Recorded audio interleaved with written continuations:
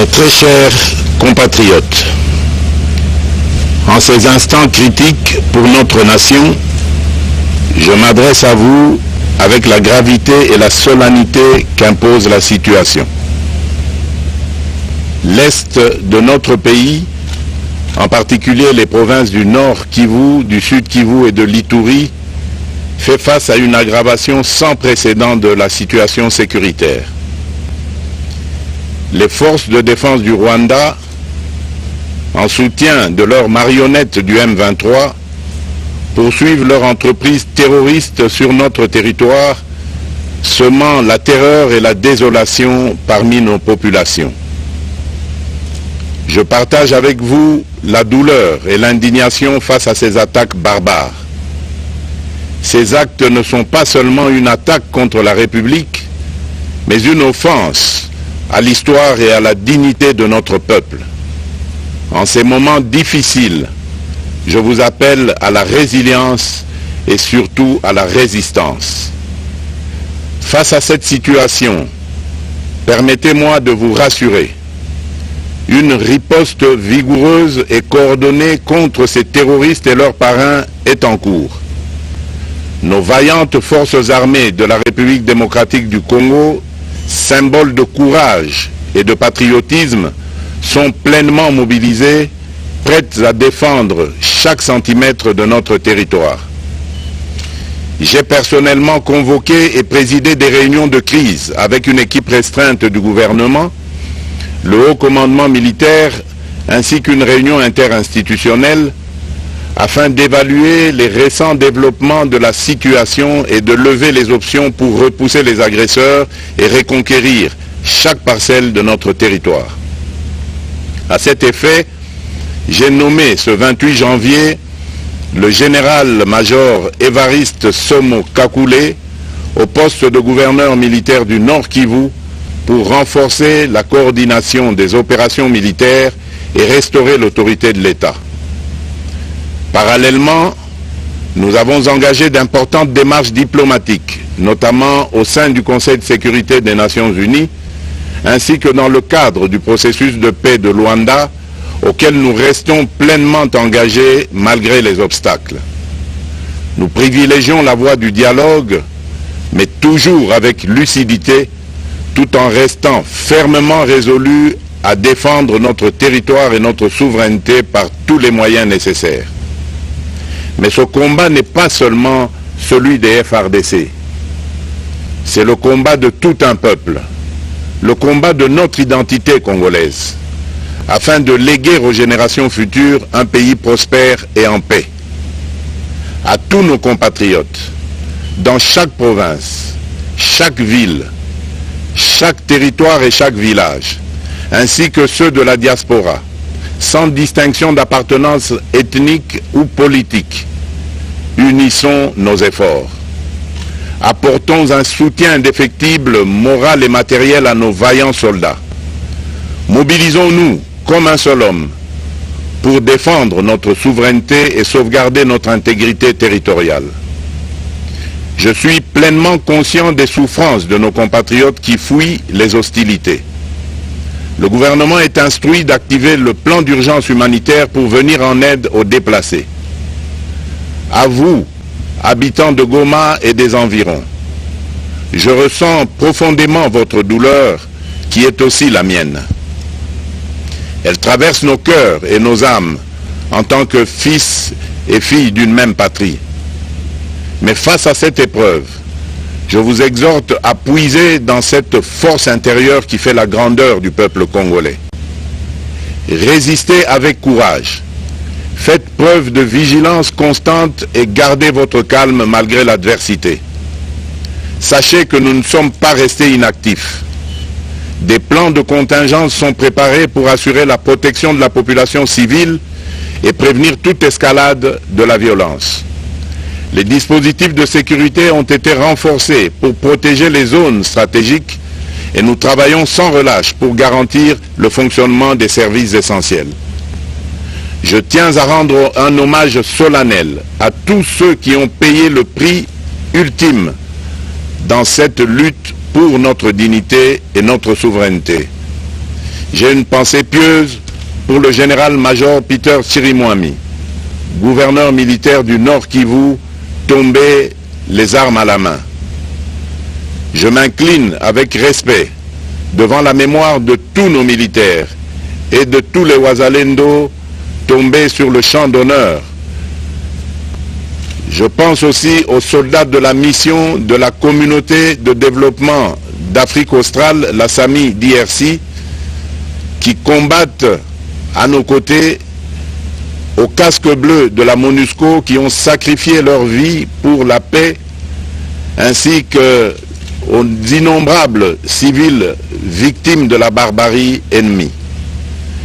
Leur courage et leur sacrifice ne seront jamais oubliés. Et nous portons leur flambeau avec la ferme détermination d'achever leur noble combat. Je voudrais ici interpeller directement la communauté internationale et l'Union africaine.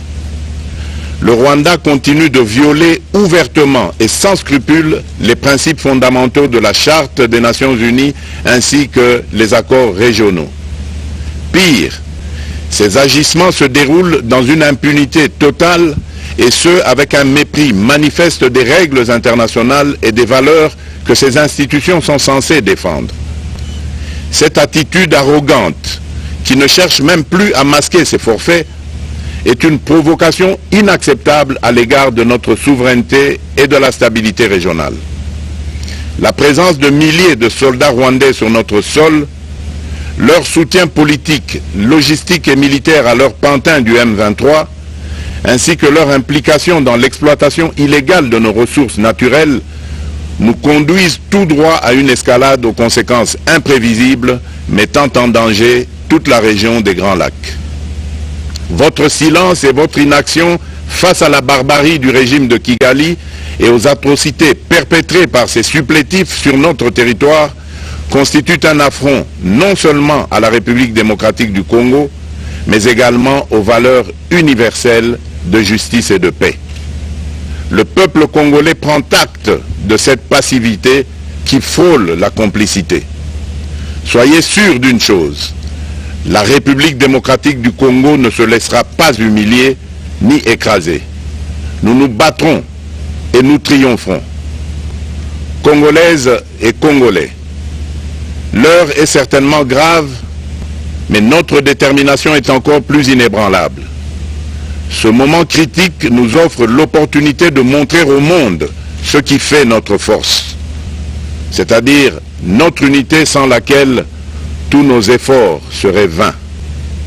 Je vous appelle à être vigilants, mais à ne pas céder à la haine, aux divisions ou à la violence. Je condamne avec la plus grande fermeté les actes de vandalisme et de pillage qui ont visé certaines missions diplomatiques accréditées en République démocratique du Congo, ainsi que des intérêts privés dans la ville de Kinshasa. Ces comportements irresponsables dénaturent l'expression saine de notre colère face à l'agression barbare nous imposée et jettent une ombre sur les manifestations pacifiques de soutien à nos vaillantes forces armées qui luttent avec courage et abnégation pour défendre notre souveraineté. Notre engagement doit rester ferme et discipliné. Nous gagnerons cette guerre par notre unité, notre courage et notre sens de responsabilité, et non par la violence aveugle et par l'anarchie. Cette victoire ne sera possible que si chaque Congolais, où qu'il soit, prend toute la mesure du combat qui est le nôtre. J'appelle donc la nation entière, hommes et femmes, jeunes et vieux, acteurs politiques, opérateurs économiques, membres de la société civile, confessions religieuses, artistes et sportifs à se mobiliser, à faire bloc derrière nos vaillantes forces armées et à contribuer chacun à son niveau à l'effort de guerre.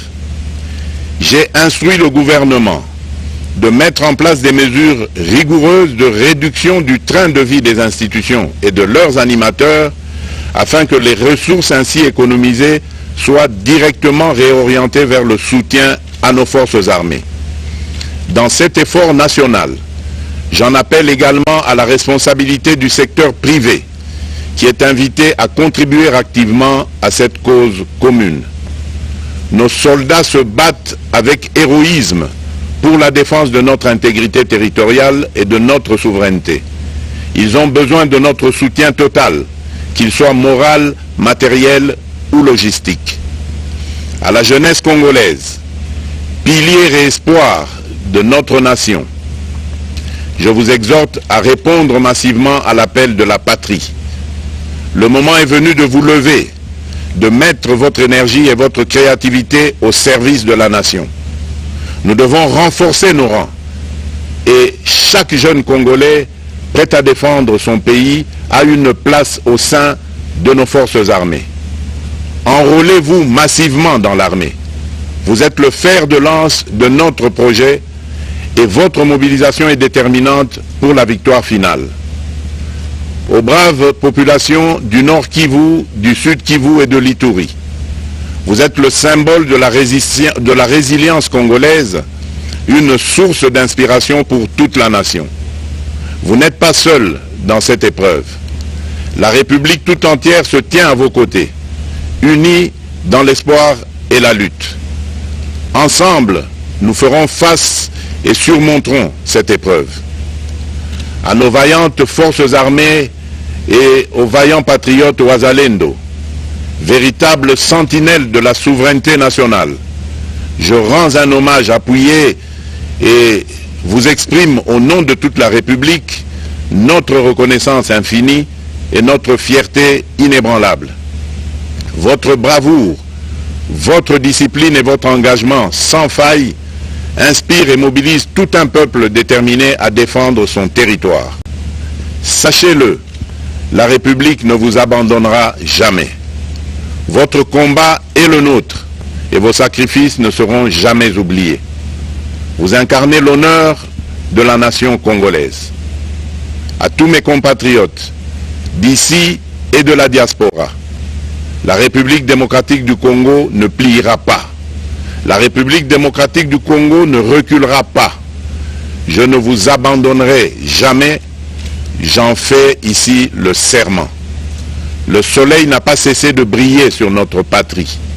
Ensemble, main dans la main, nous surmonterons cette tempête et nous ouvrirons une ère nouvelle de paix et de prospérité pour les générations futures. Que Dieu bénisse la République démocratique du Congo et son peuple. Je vous remercie.